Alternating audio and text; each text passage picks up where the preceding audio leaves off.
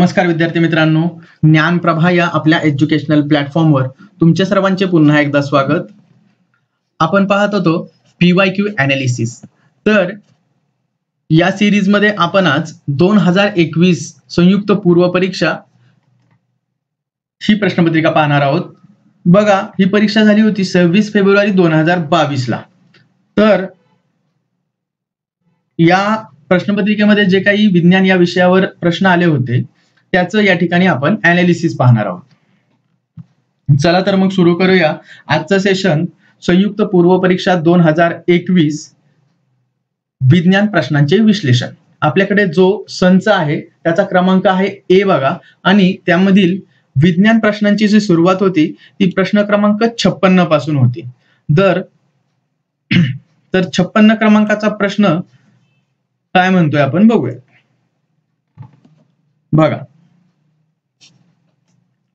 प्रश्न काय आहे, 0.025 इलेक्ट्रॉन व्होल्ट ऊर्जा असलेला न्यूट्रॉन म्हणजे काय.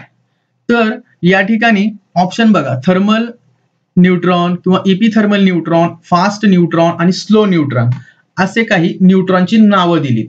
तर आपल्याला पहिल्यांदा माहिती पाहिजे न्यूट्रॉन म्हणजे काय. तुम्हाला सर्वांना ऍटमचं स्ट्रक्चर माहिती असेलच. ऍटमच्या स्ट्रक्चर मध्ये सेंटरला न्यूक्लियस असतो बघा. न्यूक्लियस, त्या न्यूक्लियसमध्ये न्यूट्रॉन आणि प्रोटॉन असतात, आणि त्याच्या भोवती, त्या न्यूक्लियस भोवती जे फिरत असतात ते इलेक्ट्रॉन असतात. हे ऍटमचं बेसिक स्ट्रक्चर आपल्या सर्वांना माहितीच आहे. तर हे जे सेंटर मध्ये म्हणजे न्यूक्लियस मध्ये जे न्यूट्रॉन असतात, तर त्या न्यूट्रॉनचे वेगवेगळे टाइप्स, त्याच्या परिस्थितीनुसार वेगवेगळे टाइप्स पडत असतात. तर त्यांना नावे दिली जातात. तर नेमकी 0.025 इलेक्ट्रॉन व्होल्ट ऊर्जा असलेला न्यूट्रॉन म्हणजे काय आणि तो कोणत्या परिस्थितीमध्ये तयार होतो हे आपल्याला माहिती पाहिजे. याचं एक्सप्लेनेशन पाहूत आपण. बघा, पहिला जो ऑप्शन आहे थर्मल न्यूट्रॉन. तर तो थर्मल न्यूट्रॉन म्हणजे काय तर ते बघू. काय आहे, any free neutron that is not bound within atomic nucleus. म्हणजे ऍटॉमिक न्यूक्लियस मध्ये बाउंड नसलेल्या फ्री न्यूट्रॉनला थर्मल न्यूट्रॉन म्हणतात, आणि ज्याची एनर्जी 0.025 इलेक्ट्रॉन व्होल्ट आहे. लक्षात आलं. म्हणजे 0.025 इलेक्ट्रॉन व्होल्ट ज्याची एनर्जी आहे अशा न्यूट्रॉनला थर्मल न्यूट्रॉन म्हणतात. म्हणजे आपल्या ज्या प्रश्नाचं उत्तर या ठिकाणी आपल्याला मिळालं आहे, 56 क्रमांकाचा जो प्रश्न आहे त्याचं उत्तर येईल ऑप्शन क्रमांक 1, थर्मल न्यूट्रॉन. तर नेमका हा थर्मल न्यूट्रॉन कुठे असतो हे आपण पुढे बघूयात.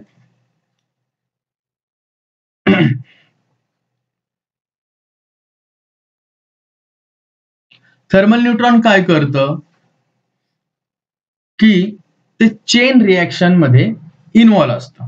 चेन रिएक्शन कसली तर बघा, ऍटमच्या दोन बेसिक ज्या रिएक्शन्स किंवा प्रॉपर्टीज ज्या आहेत, तर त्यामध्ये न्यूक्लिअर फिशन आणि न्यूक्लिअर फ्युजन या दोन ज्या टाइप्सच्या रिएक्शन आहेत, ज्या न्यूक्लिअर एनर्जी जी कन्सेप्ट आहे त्यामध्ये न्यूक्लिअर फिशन आणि न्यूक्लिअर फ्युजन या दोन कन्सेप्ट होत असतात.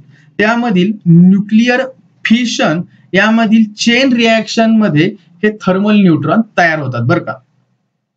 एवढंच लक्षात ठेवा की न्यूक्लिअर फिशनच्या वेळेस जी चेन रिएक्शन होती त्या चेन रिएक्शन मध्ये थर्मल न्यूट्रॉन तयार होत असतात, आणि त्याची एनर्जी 0.025 इलेक्ट्रॉन व्होल्ट इतकी असते.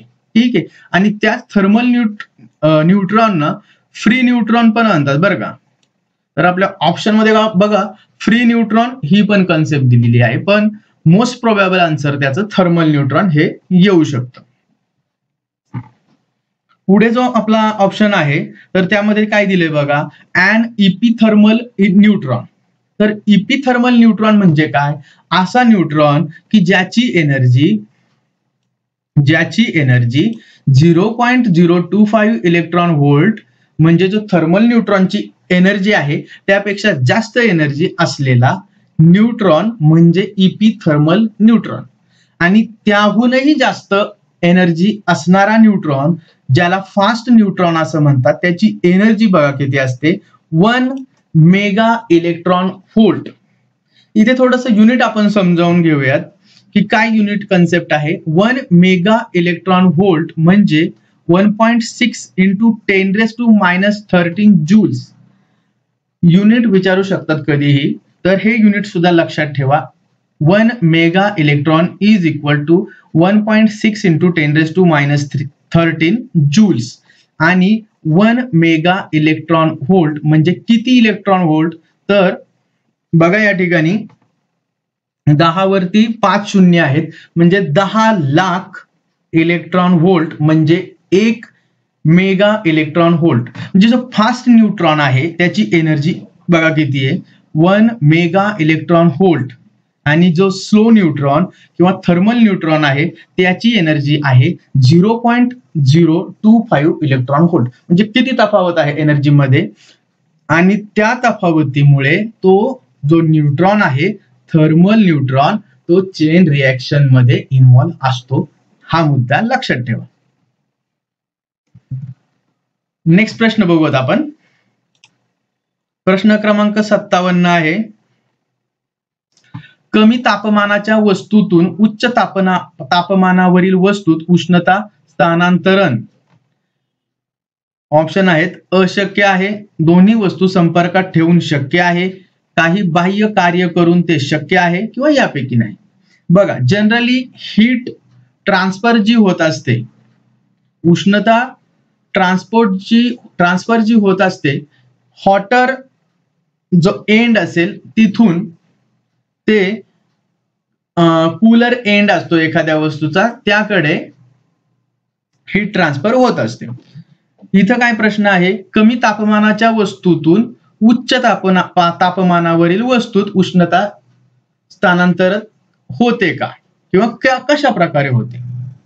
बघा आपण जे हीट ट्रान्सफर आहे त्याच्याविषयी काही माहिती बघू. पहिल्यांदा बघा हीट ट्रान्सफर होताना जनरली होतं काय, तर हाय टेम्परेचर पासून लो टेम्परेचर मध्ये ट्रान्सफर होतं. तर कंडक्शन आणि रेडिएशन हे असे दोन हीट ट्रान्सफरचे मोड आहेत, ज्या ठिकाणी काय होतं, तर हीट ट्रान्सफर जी होते ती high temperature region to low temperature region होते. बर कशामध्ये, तर कंडक्शन आणि रेडिएशन या दोन मोड मध्ये. आणि तिसरा जो हीट ट्रान्सफरचा मोड आहे तो जो आहे तो कन्व्हेक्शन आहे. याच्यामध्ये होतं काय, तर लो टेम्परेचर पासून हाय टेम्परेचर कडे हीटचं ट्रान्सफर होतं. आणि रेडिएशन जे होतं त्यामध्ये मीडियमची गरज नसते बरं का. तर आपला प्रश्न काय आहे, कमी तापमानाच्या वस्तूतून उच्च तापमानावरील वस्तूत उष्णता स्थानांतरित होते का. तर याचं बघा उत्तर येईल, काही बाह्य कार्य करून ते शक्य आहे. म्हणजे अशक्य नाहीये, ते शक्य होऊ शकतं. बघा जर आपण पाणी तापवण्याचं एक उदाहरण घेऊ आपण, ठीक आहे. तर पाणी ज्यावेळेस तापवतो आपण, तर खालून जी उष्णता लागणार आहे त्या पाण्याला, तर खालचं पाणी म्हणजे जे उष्णतेच्या जवळचं पाणी असेल भांड्यातलं, तर ते लवकर तापेल. ठीक आहे. तर ते जे पाणी लवकर तापेल त्याची घनता कमी झाल्यामुळे त्या भांड्यामध्ये ते पाणी वरती जाईल. लक्षात आलं. आणि मग ते काय करेल, वरती गेल्यामुळे जे वरती थंड पाणी असतं ते खाली जाईल उष्णतेच्या जवळ. ही जी मुवमेंट होती, तर त्या कंडिशन मध्ये होतं काय बघा, कमी तापमानापासून उच्च तापमानाकडे हीटचं ट्रान्सफर होतं. तर यालाच कन्व्हेक्शन असं म्हणतात. म्हणजे काही बाह्य कार्य करून ते शक्य आहे, हे या प्रश्नाचं उत्तर येईल. आलं लक्षात. तर बघा हीट ट्रान्सफरच्या ज्या 2-3 मोड आहेत, म्हणजे कंडक्शन, कन्व्हेक्शन आणि रेडिएशन, ते लक्षात घ्या. तर कन्व्हेक्शन मोड मध्ये फक्त low temperature to high temperature heat transfer होऊ शकते आणि त्याला मीडियमची गरज असते. आणि ते काय होतं, कन्व्हेक्शन मध्ये transfer by actual motion of matter it is possible only in fluids होतं. ठीक आहे. जे अपवादात्मक गोष्ट असते म्हणजे जी जनरल गोष्ट काय आहे, हीट ट्रान्सफर काय होतं तर हाय टेम्परेचर पासून लो टेम्परेचर पर्यंत. पण कन्व्हेक्शन मध्ये उलट होतं, लो टेम्परेचर पासून हाय टेम्परेचर पर्यंत. त्यावेळेस तो फ्लुइड जे असतं ते मीडियम जे असतं तर तेच ऍक्ट करतं आणि तेच हे कन्व्हेक्शन घडवून आणतं. तर हे झालं हीट ट्रान्सफर. बघा पुढचा प्रश्न आहे, ध्वनीची कमीत कमी श्रवणीय वारंवारता म्हणजे काय? अतिशय सिंपल प्रश्न आहे. ध्वनीची कमीत कमी श्रवणीय वारंवारता म्हणजे श्रवण क्षमतेची आरंभ तीव्रता. आरंभ तीव्रता म्हणता येणार नाही. ध्वनी श्रवण क्षमतेची न्यूनतम मर्यादा हे म्हणता येईल. बघा उच्चतम मर्यादा आणि कमीत कमी हा शब्द दोन्ही मॅच होत नाहीये. बघा कमीत कमी विचारले आणि उच्चतम मर्यादा तर हे मॅच होणारच नाही. त्यामुळे जो दुसरा पर्याय आहे ध्वनी श्रवण क्षमतेची न्यूनतम मर्यादा म्हणजे काय तर कमीत कमी श्रवणीय वारंवारता. इंग्लिशमध्ये काय म्हणता येईल, the minimum Audible frequency of sound means lower pitch limit of audibility. म्हणजे जे ध्वनी असा ध्वनी ज्याची वारंवारता सर्वात कमी आहे आणि त्याच्या खाली असणाऱ्या ध्वनी लहरी ज्यांची वारंवारता त्या लिमिट पेक्षा खाली आहे ते ऐकू न येणं म्हणजे काय झालं, ते लोअर लिमिट झालं. लक्षात आलं. म्हणजे बघा जर ह्युमन कन्सिडर केलं आपण या ठिकाणी तर त्याची ऑडिबल रेंज जी आहे तर ती आहे 20 हर्ट्स टू 20,000 हर्ट्स. ठीक आहे. आणि बिलो 20 हर्ट्स च्या खाली जे साऊंड वेव्हज असतात त्यांना म्हणतात इन्फ्रासोनिक किंवा इन्फ्रासाऊंड. तर ते रायनोसेरोज म्हणजे गेंडा आहे किंवा वेल आहेत किंवा एलिफंट आहे तर ते इन्फ्रासोनिक साऊंड प्रोड्यूस करू शकतात किंवा त्याद्वारे कम्युनिकेट करू शकतात. आणि ज्या साऊंडची फ्रिक्वेन्सी 20 किलो हर्ट्ज पेक्षा जास्त आहे, ठीक आहे, तर त्याला अल्ट्रासोनिक साऊंड असंही म्हणतात. तर ते डॉल्फिन्स किंवा बॅट्स किंवा पॉर्पॉइजेस याच्यामध्ये ते आढळतात किंवा ते प्रोड्यूस करू शकतात. ठीक आहे. पॉर्पॉइजेस म्हणजे डॉल्फिन सारखाच एक मासा आहे बरं का. तर ह्युमनची ऑडिबल रेंज जी आहे मिनिमम जे ऑडिबल रेंज आहे ती 20 हर्ट्स आणि मॅक्सिमम आहे 20,000 हर्ट्स. ही रेंज लक्षात ठेवा. पुढचा प्रश्न पाहू आपण. 59 क्रमांकाचा प्रश्न काय आहे, हिरा टिंबटिंब आहे. हिरा तर तो मेटॅलिक क्रिस्टल आहे, कोव्हॅलेंट क्रिस्टल आहे, आयोनिक क्रिस्टल आहे का मॉलिक्युलर क्रिस्टल आहे.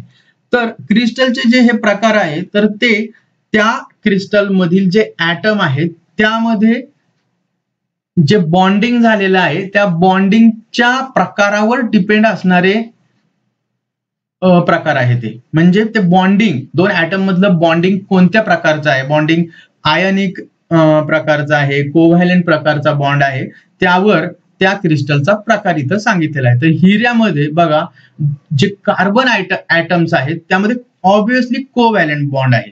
म्हणजे सर्व कार्बन एकमेकांशी कोव्हॅलेंट बॉन्डने जोडलेले आहेत. म्हणून 59 क्रमांकाचं प्रश्नाचं आपलं उत्तर येणार कोव्हॅलेंट क्रिस्टल. तरी पण आपण याच एक्सप्लेनेशन पण पाहूत. बघा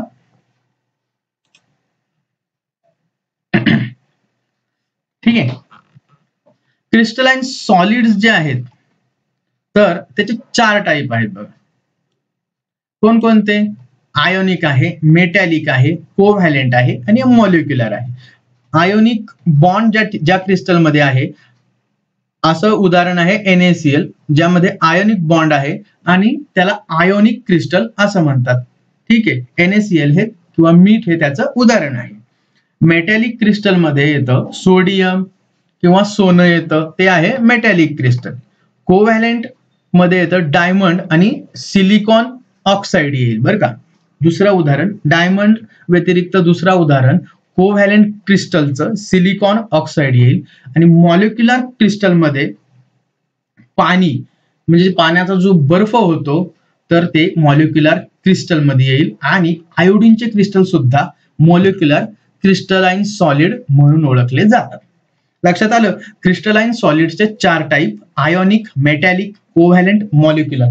हे कशावर डिपेंड आहेत तर त्यामधील त्या क्रिस्टल मधील ऍटम्सचे एकमेकांशी जे बॉन्ड झालेले आहेत त्या बॉन्डवर डिपेंड आहेत हे क्रिस्टलाइन सॉलिड्सचे प्रकार. आपलं डायमंड जे आहे तर ते कोव्हॅलेंट क्रिस्टलाइन सॉलिड आहे. ठीक आहे, कारण प्रत्येक कार्बन मध्ये कोव्हॅलेंट बॉन्ड आहे. पुढचा प्रश्न बघू आता. प्रश्न क्रमांक 60. टिंबटिंब मिश्र धातूचे उच्च सामर्थ्य ते वजन गुणोत्तर प्रामुख्याने विमान आणि ऑटोमोबाईल उद्योगांमध्ये वापरण्याची शिफारस करतात. The high strength to weight ratio of dash dash alloy mainly recommends their use in aircraft and automobile industries. म्हणजे खाली जे दिलेत alloy त्या alloy मधील strength to weight ratio असा कोणत्या alloyचा आहे high strength to weight ratio. High म्हणजे सर्वाधिक स्ट्रेंथ टू वेट रेशो असणारं alloy कोणतं की ज्याला एअरक्राफ्ट आणि ऑटोमोबाईल इंडस्ट्रीमध्ये वापरण्यासाठी रेकमेंड केलं जातं. बघा या ठिकाणी एअरक्राफ्ट आलं. एअरक्राफ्ट हा जर शब्द आलाय तर तुम्हाला असं अलॉय पाहिजे की ज्याचं वजन कमी असेल आणि स्ट्रेंथ जास्त असेल. तर स्ट्रेंथ टू वेट रेशो हे त्याच एक प्रमाण आहे की असं alloy strength to weight ratio ज्याचं हाय असेल तर त्याचं तो अलॉय कसा असेल तर त्याची स्ट्रेंथ जास्त असेल आणि वेट कमी असेल. तर ऑब्विसली ऍल्युमिनियम यामध्ये बघा स्टील, कॉपर, ऍल्युमिनियम आणि टायटॅनियम असे ऑप्शन दिलेत. तर ऍल्युमिनियम आपल्याला माहिती आहे त्याची स्ट्रेंथ चांगली आहे आणि वजन सुद्धा कमी असतं. तर लॉजिकली जर गेलो तर आपलं उत्तर बरोबर येते बघा. 60 क्रमांकाचं उत्तर येते ऑप्शन क्रमांक 4 लाईट ऍल्युमिनियम आपल्याला एअरक्राफ्ट आणि ऑटोमोबाईल इंडस्ट्रीमध्ये जास्त प्रमाणात वापरलेलं दिसतं. तर नेमकं हे स्ट्रेंथ टू वेट रेशो काय आहे ते आपण या ठिकाणी बघू.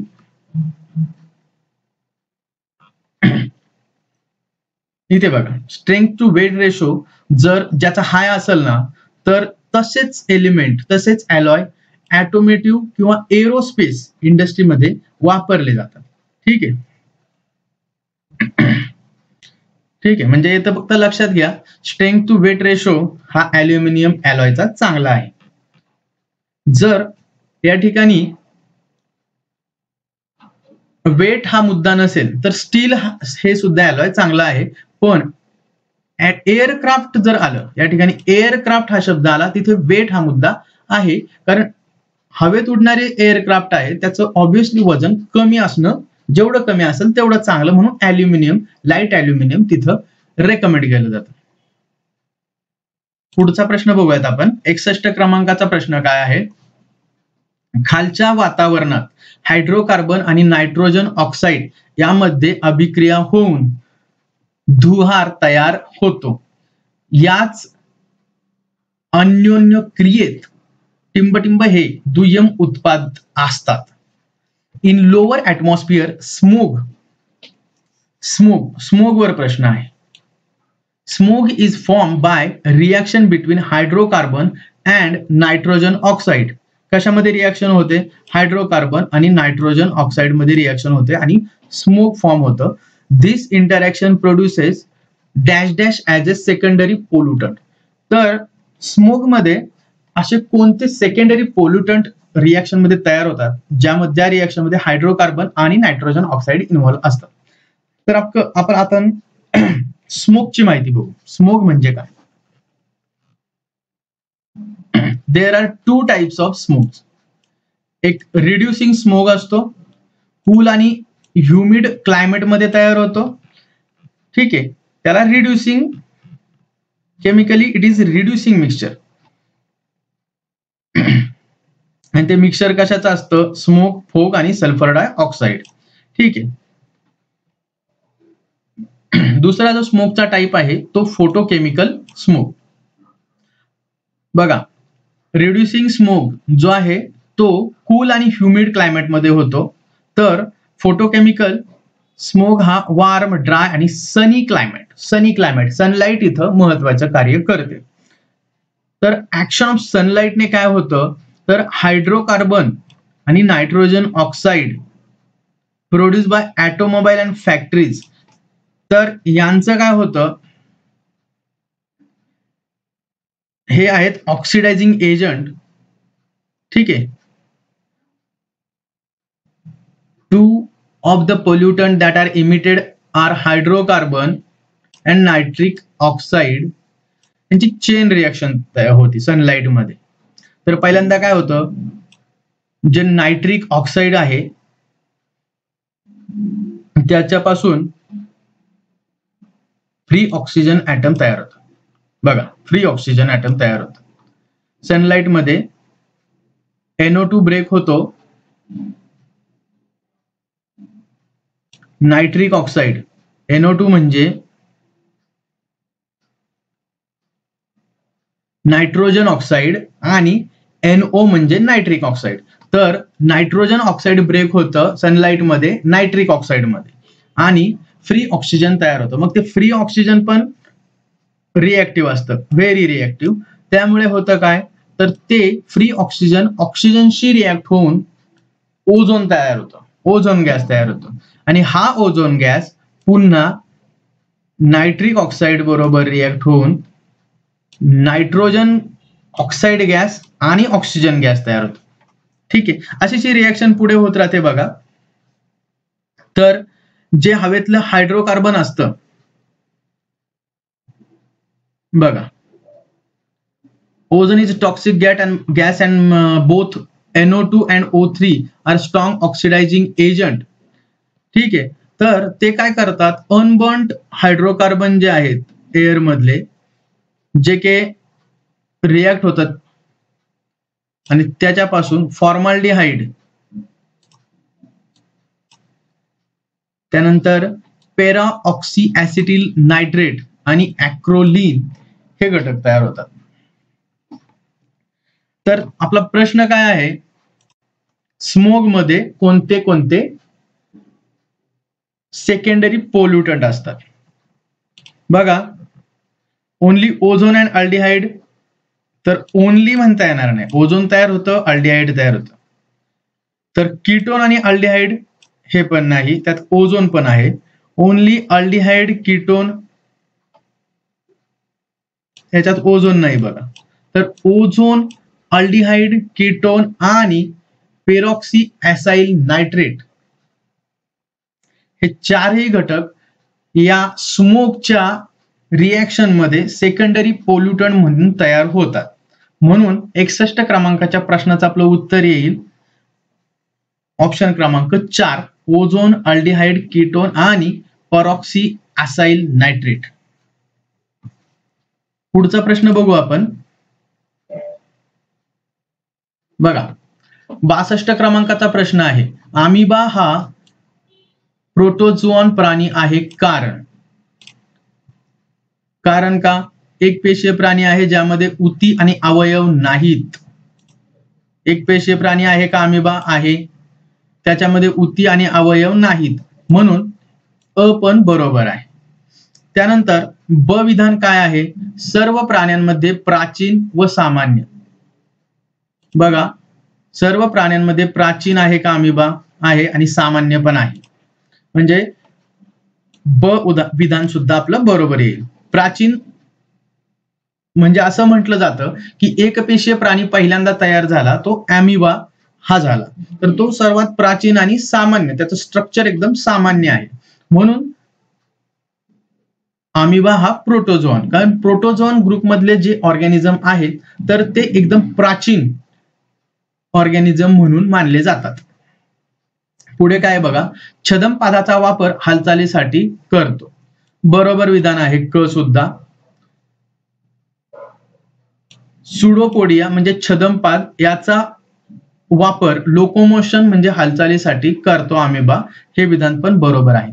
जे ड विधान आहे बघा, त्या ठिकाणी अंगावर छिद्र असं काही अमिबामध्ये नसतं, हायर अॅनिमल मध्ये ते असतं, त्यामुळे ड विधान चुकीचं येईल. त्यामुळे 62 क्रमांकाचं उत्तर जे आपलं येईल, तर इथं आपल्याला काय विचारलंय बघा, बरोबर विधान कोणती आहेत.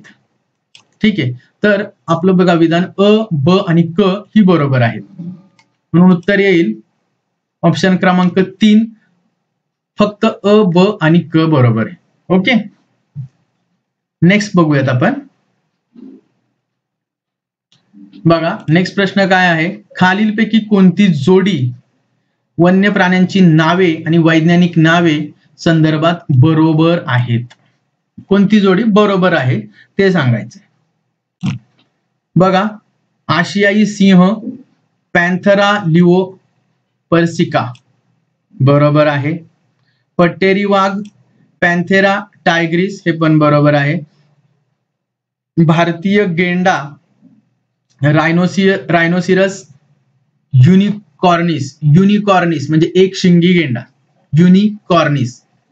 ठीक आहे, थामिन हरिण याला म्हणतात सर्वस इल्दी, हे पण बरोबर आहे. तर ही सर्व ज्या जोड्या आहेत त्या बरोबर आहेत, त्यामुळं वरीलपैकी सर्व बरोबर असं याचं उत्तर येईल, ऑप्शन क्रमांक 4. 64 क्रमांकाचा प्रश्न बघूयात आपण. खालीलपैकी कोणत्या प्राणी समूहाने किंवा समूहांनी प्रथमतः जमिनीवर जीवनाचा अवलंब केला. Which of the following animal group or groups was or were the first vertebrate to become adapted to life on land. म्हणजे जमिनीवर कोणता जीव पहिल्यांदा वाढला असेल, प्रथमतः जमिनीवर जीवनाचा अवलंब केला. बघा, पहिला जीव जो तयार झाला तो पाण्यात झाला, बरोबर. मग तो जमिनीवर आला, तो डायरेक्ट जमिनीवर आला नाही डेव्हलपमेंट नंतर. अगोदर असे प्राणी तयार झाले जे उभयचर असतील, जे जमिनीवर पण राहू शकतात आणि पाण्यात सुद्धा राहू शकतात. ही इंटरमिडिएट फेज आहे बघा. त्या उभयचर प्राण्यांमधून पुन्हा डेव्हलपमेंट नंतर असे प्राणी तयार झाले की जे जमिनीवर राहू शकतात किंवा सरपटू शकतात, आणि त्यापासून पुन्हा नंतर पक्षी म्हणजे उडणारे जे प्राणी आहेत त्यांची निर्मिती झाली, असा एक सिद्धांत आहे.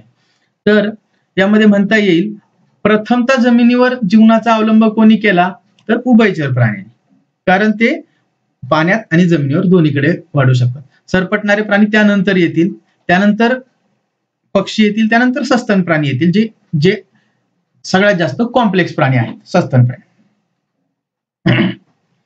ठीक आहे, म्हणजे 64 क्रमांकाच्या प्रश्नाचं उत्तर येईल आपलं ऑप्शन क्रमांक 4, फक्त ब बरोबर आहे.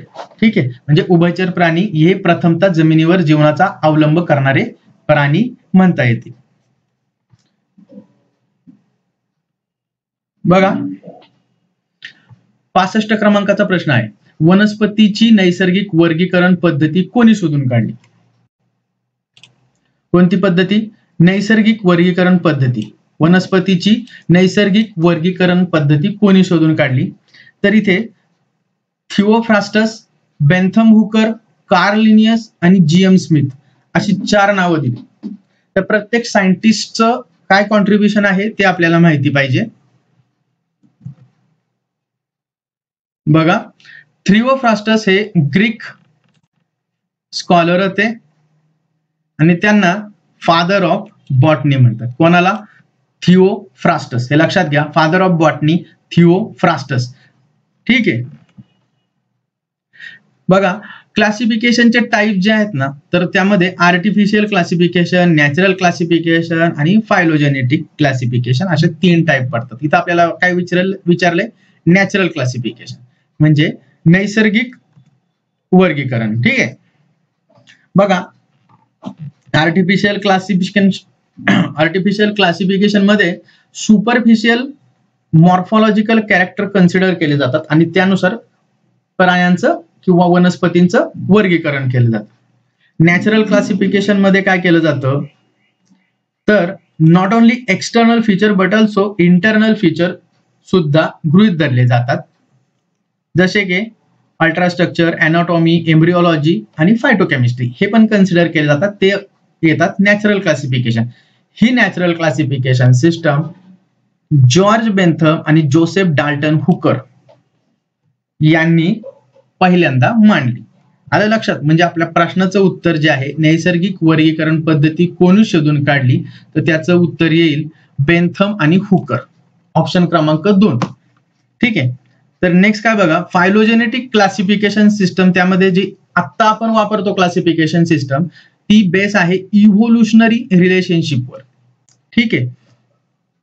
तर लक्षात घ्या, आर्टिफिशियल क्लासिफिकेशन मध्ये सुपरफिशियल म्हणजे मॉर्फॉलॉजिकल कॅरेक्टर फक्त कन्सिडर केले जातात. नॅचरल मध्ये जे बेंथम आणि हुकर यांनी मांडली, त्यामध्ये इंटरनल फीचर सुद्धा कन्सिडर केले जातात. फक्त मॉर्फॉलॉजिकल नाही तर इंटरनल फीचर सुद्धा कन्सिडर केले जातात. आणि जी आत्ता सध्या प्रचलित आहे क्लासिफिकेशनचे सिस्टम, त्यामध्ये इव्होल्युशनरी रिलेशनशिप हे एक बेस धरून, म्हणजे एका ग्रुपमधील ऑर्गॅनिझम एकाच ऑर्गॅनिझम पासून डेव्हलप झालेले आहेत असं कन्सिडर केलं जातं. तर या इव्होल्युशनरी रिलेशनशिपवर जी क्लासिफिकेशनची सिस्टम अवलंबून आहे ती आहे फायलोजेनेटिक. बर, त्यानंतर आपलं जे ऑप्शन आहे त्यामध्ये GM स्मिथ सुद्धा हे एक नाव आहे, ग्लिबर्ट मॉर्गन स्मिथ. तर त्यांचं काय कार्य आहे, तर बघा, ते क्लासिफिकेशन ऑफ अल्गी म्हणजे शैवाळाचं क्लासिफिकेशन कोणी केलं असेल, तर ते GM स्मिथ यांनी केलं. हे पण नाव लक्षात ठेवा, याच्यावरही प्रश्न येऊ शकतो. बघा पुढचा प्रश्न बघूयात. 66 क्रमांकाचा प्रश्न आहे. काय आहे, खालीलपैकी कोणता कारक जीव गव्हावरील तांबेरा हा जो रोग आहे त्याचा कारक जीव कोणता आहे? तर बघा, पुक्सिनिया ग्रामिनी ट्रिटिकाय, झॅन्थोमोनास सिट्राय, पिक्सिनिया पर्पुरिया, प्लाझ्मोपोरा व्हिटिकोल हे ऑप्शन आहेत. तर हे सगळे कारक जीवच आहेत. तर ते कारक जीव आणि त्यांपासून होणारे रोग आपण या ठिकाणी बघूत. बघा, पुक्सिनिया ग्रामिनी ट्रिटिसी हे एक प्रकारचं फंजाय आहे आणि त्यापासून व्हीट रस्ट म्हणजे गव्हावरचा तांबेरा हा रोग होतो. म्हणून 66 क्रमांकाचं प्रश्नाचं उत्तर येईल ऑप्शन क्रमांक 1, गव्हावरील तांबेरा, पुक्सिनिया ग्रामिनी ट्रिटिकाय. त्यानंतर झॅन्थोमोनास सिट्री हा एक बॅक्टेरिया आहे, तर सिट्रस कॅन्कर हा रोग होतो त्यामुळे. आणि पुक्सिनिया पुरपुरी हा पण एक फंजाय आहे आणि ज्वारीवरचा तांबेरा हा रोग होण्याचा हा कारक जीव आहे. त्यानंतर प्लाझ्मोपारा व्हिटिकोला हा एक प्रकारचा फंजायच आहे, हा द्राक्षाच्या पानावर जो रोग होतो त्याचा एक कारक जीव आहे. हे लक्षात घ्या. या ठिकाणी प्लांट, त्याचे डिसीज आणि त्याचे पॉझिटिव्ह एजंट हे मुख्य जे काय आहेत तर ते बऱ्यापैकी आपल्याला लक्षात पाहिजे. गव्हावरचा तांबेरा, पुक्सिनिया ग्रामिनी ट्रिटिकाय. त्यानंतर ज्वारीवरचा तांबेरा जो आहे तर पक्सिनिया पर्पुरिया हा त्याचं पॉझिटिव्ह एजंट आहे, हे सुद्धा लक्षात ठेवा. नेक्स्ट प्रश्न आहे बघा, एकदम जनरल प्रश्न आहे हा. शेतीमध्ये भूगर्भातील भूजल खालीलपैकी कोणत्या घटकामध्ये पाझरते? भूगर्भातील भूजल कोणत्या घटकामध्ये पाझरते? जे शेतकरी मित्र आहेत ना बघा, तर त्यांना हा प्रश्न अतिशय सोपा जाईल. तर जे पाझरणारे पाणी असतं ते ऑब्विसली विहिरीतच पाझरणार ना, कालवे किंवा तलाव किंवा टाकी यामध्ये पाणी पाझरत नाही. ठीक आहे, त्यामुळे विहीर म्हणजे पर्याय क्रमांक 2 हे 67 क्रमांकाच्या प्रश्नाचं उत्तर घेईल. पुढचा प्रश्न आहे बघा, प्रश्न क्रमांक 68. कोलेस्टेरॉलवर प्रश्न आहे. खालीलपैकी कोणते कोलेस्टेरॉल हे चांगले कोलेस्टेरॉल म्हणून ओळखले जाते? चांगले कोलेस्टेरॉल. Good cholesterol. या दोन कॉन्सेप्ट लक्षात घ्या, गुड कोलेस्ट्रॉल आणि बॅड कोलेस्ट्रॉल. बघा गुड का म्हणतात आणि बॅड का म्हणतात. तर जनरली तुम्हाला असं सांगता येईल, कोलेस्ट्रॉल म्हणजे काय, एक प्रकारचं लिपिड आहे, ठीक आहे, जे ब्लड मध्ये असतं. तर 3 टाईप असतात कोलेस्ट्रॉलचे, लो डेन्सिटी, हाय डेन्सिटी आणि व्हेरी लो डेन्सिटी. तर त्याचे शॉर्ट फॉर्म केलेले आहेत, LDL, HDL आणि VLDL. बघा मित्रांनो, LDL आणि VLDL हे दोन्हीही बॅड कोलेस्ट्रॉल म्हणता येतील, कारण हे दोन्ही तुमच्या आर्टरीज मध्ये डिपॉझिशन होतं त्यांचं, आणि तुमच्या आर्टरी ब्लॉक होऊन तुम्हाला हार्ट डिसीज होऊ शकतो, हार्ट अटॅक येऊ शकतो. तर यामधला जे HDL कोलेस्ट्रॉल आहे, तर त्याला गुड कोलेस्ट्रॉल का म्हणतात बरं का, तर ते काय करतं, helps to return LDL cholesterol from your arteries to your liver. म्हणजे HDL काय करतं, तुमच्या आर्टरीच्या इनर वॉल मध्ये जे LDL डिपॉझिट झालंय त्याचं रिव्हर्सिफिकेशन करून परत लिव्हरकडे पाठवण्याचं काम हे HDL करतं. म्हणजे जे डिपॉझिशन होतं LDLचं ते होऊ देत नाही. कोण, तर HDL. म्हणजे LDL आणि VLDL म्हणजे लो डेन्सिटी लिपोप्रोटीन आणि व्हेरी लो डेन्सिटी लिपोप्रोटीन हे तुमचं डिपॉझिशन करण्यासाठी, म्हणजे तुम्हाला हार्ट डिसीज करण्यासाठी कारणीभूत आहेत. तर HDL कोलेस्ट्रॉल हे तुम्हाला हार्ट डिसीज पासून वाचवतं. म्हणून HDL कोलेस्ट्रॉल हे गुड कोलेस्ट्रॉल असतं. ही खुणगाठ बांधूनच ठेवा डोक्यामध्ये. तर इथे बघा, how to lower LDL cholesterol, म्हणजे LDL कोलेस्ट्रॉलची बॉडी मधली लेवल कशी कमी करू शकतो आपण, फायब्रस फूड वगैरे खाल्लं तर त्याची लेवल आपली कमी होऊ शकते. तर मित्रांनो समजलं, चांगले कोलेस्ट्रॉल म्हणजे गुड कोलेस्ट्रॉल कोणतं आहे, तर HDL. ऑप्शन क्रमांक 4, HDL cholesterol is good cholesterol. पुढचा प्रश्न बघू. पुढचा प्रश्न बघा, जेव्हा आपण प्रश्न इंग्लिश मध्ये वाचू, when kidney tubular reabsorption fails, kidney tubular reabsorption fail, copious urination follows, what is this disease, metabolic disorder called. लक्षात आलं, ज्या वेळेस रिअब्सॉर्प्शन आहे किडनी मधलं ते फेल होतं आणि युरिनेशनचं प्रमाण वाढतं, तर हे कोणत्या डिसीज मध्ये होतं, तर ते मित्रांनो बघा डायबेटिस इन्सायपिडस या डिसीज मध्ये होतं. बघा मित्रांनो, डायबेटिसचे इथं प्रकार दिलेत, diabetes mellitus, diabetes insipidus, juvenile onset diabetes आणि non insulin dependent diabetes mellitus. तर हे जे मुद्दे थोडक्यात आपण बघूयात, ज्यामध्ये किडनीमध्ये रिअब्सॉर्प्शन कमी होतं आणि सारखी तहान लागते त्या माणसाला, तर हे जे सिम्पटम आहे ते डायबेटिस इन्सायपिडस या डिसीज मधलं, या डिसऑर्डर मधलं आहे. बघा डायबेटिस मेलिटस म्हणजे काय आहे, तर त्यामध्ये इन्सुलिनच्या संदर्भात आहे ते. तर इन्सुलिन प्रोडक्शन किंवा त्याचं वापर आहे त्याच्यामध्ये काहीतरी बिघाड होतो त्या सिस्टीम मध्ये आणि तुम्हाला डायबेटिस मेलिटस होतं. म्हणजे इन्सुलिनच्या कार्यामध्ये बिघाड होऊन जे डायबेटिस होतं त्याला डायबेटिस मेलिटस असं म्हणतात. त्यानंतर ADH नावाचं हार्मोन आहे बघा, जे पिट्युटरी ग्लँड सिक्रेट करतं. तर त्यामध्ये बिघाड झाल्यानंतर बघा कनेक्शन कुठून कुठं आहे, पिट्युटरी ग्लँड कुठे आहे, किडनी कुठे आहे, तर त्या हार्मोन जे अँटी डायुरेटिक हार्मोन असतं, ADH नावाचं हार्मोन असतं जे पिट्युटरी ग्लँड प्रोड्यूस करतं. तर ज्या वेळेस या हार्मोन प्रोडक्शन मध्ये काहीतरी बिघाड होतो, त्यानंतर किडनीमध्ये जे रिअब्सॉर्प्शन आहे तर ते होत नाही आणि त्या कंडिशन मध्ये डायबेटिस इन्सायपिडस या प्रकारची डिसऑर्डर होते. त्यानंतर जुवेनाइल ऑनसेट डायबेटिस म्हणजे काय आहे, तर ज्या वेळेस बॉडीज इम्युन सिस्टीम म्हणजे बॉडीची इम्युन सिस्टम स्वतःच पॅन्क्रियाज मधील इन्सुलिन प्रोड्युसिंग सेल्स आहेत तर त्या डिस्ट्रॉय करतं, त्यावेळेस त्या डिसऑर्डरला ज्युवेनाईल ऑनसेट डायबेटीस असं म्हणतात.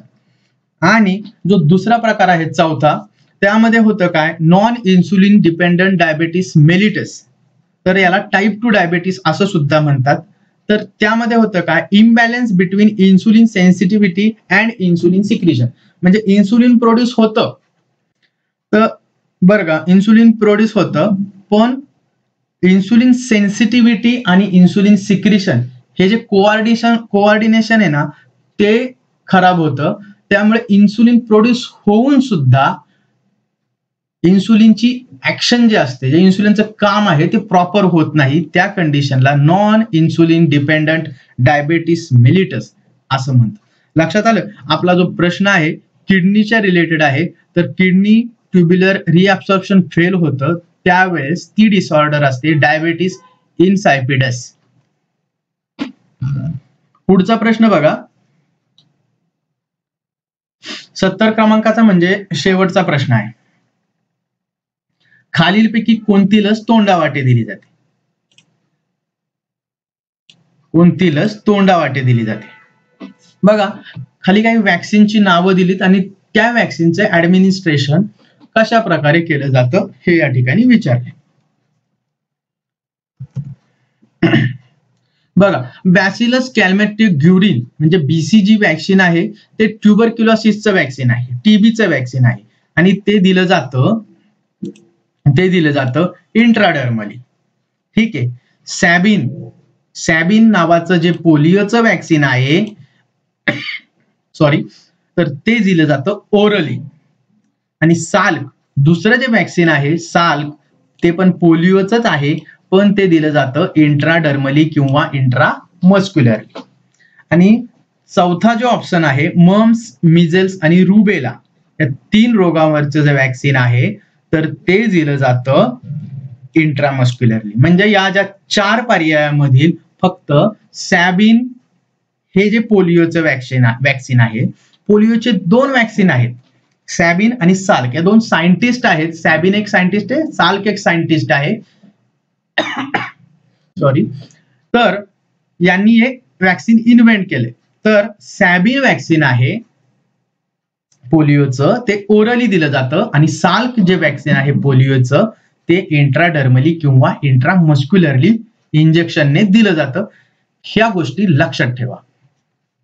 सॅबिन, साल्क पोलिओ वॅक्सिन आहे दोन्हीही, आणि कोणतं ओरली दिलं जातं, कोणतं इंजेक्शन मधून दिलं जातं हे लक्षात असू द्या. ठीक आहे. म्हणजे कोणतं दिलं जाईल, ओरली सॅबिन, म्हणजे पर्याय क्रमांक 2. खालीलपैकी कोणती लस तोंडावाटे दिली जाते, तर कोणती, सॅबिन. ओके. बघा, या ठिकाणी आपण संयुक्त पूर्व परीक्षा गट ब जी आहे 2021 ची, त्या प्रश्नपत्रिकेमधील विज्ञान या विषयाचे जे प्रश्न आलते 15 प्रश्न होते ते आपण या ठिकाणी बघितले. ठीक आहे मित्रांनो, तर तुमच्या काही शंका असतील तर कमेंट करा जरूर. त्यानंतर व्हिडिओ आवडला असेल तर लाईक करत जावा मित्रांनो. खूप मेहनत करून तुमच्यासाठी व्हिडिओ बनवत आहे. लाईक करा, शेअर करा आणि आमचा जो चॅनल आहे ज्ञानप्रभा त्याला सबस्क्राईब करा. धन्यवाद मित्रांनो.